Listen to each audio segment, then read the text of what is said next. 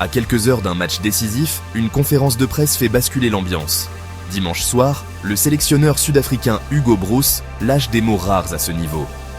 Durs, frontaux. Et il vise directement la Coupe d'Afrique des Nations 2025 au Maroc. Pour Broos, le constat est sans détour. Il parle d'une CAN sans atmosphère. Pas de ferveur visible, pas de rues animées. Rien qui rappelle, selon lui, ce qu'il a connu en Côte d'Ivoire ou au Gabon.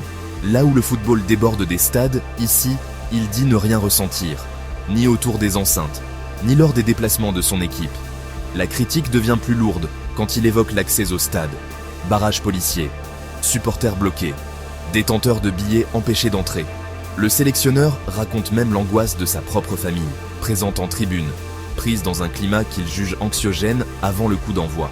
Le paradoxe qu'il pointe est brutal. Des stades modernes, des infrastructures saluées, mais des tribunes qu'il estime trop vides, trop sages.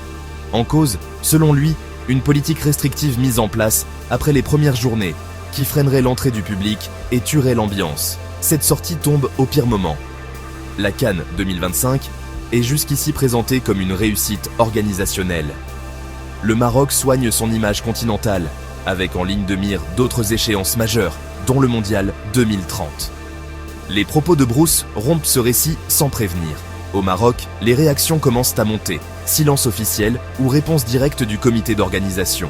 Une chose est sûre, la polémique est lancée et la suite se jouera autant sur le terrain qu'en dehors.